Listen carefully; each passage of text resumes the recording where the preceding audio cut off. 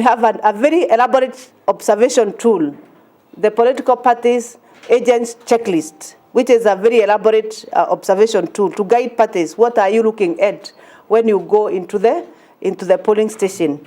Of the conflicts that we have, and especially in Africa and also other places across the world, somehow are linked to disputes arising from political processes. And therefore, we also have a role as an institution also to contribute towards the stability and peace of this country, because without that stability, then definitely other rights will not be enjoyed.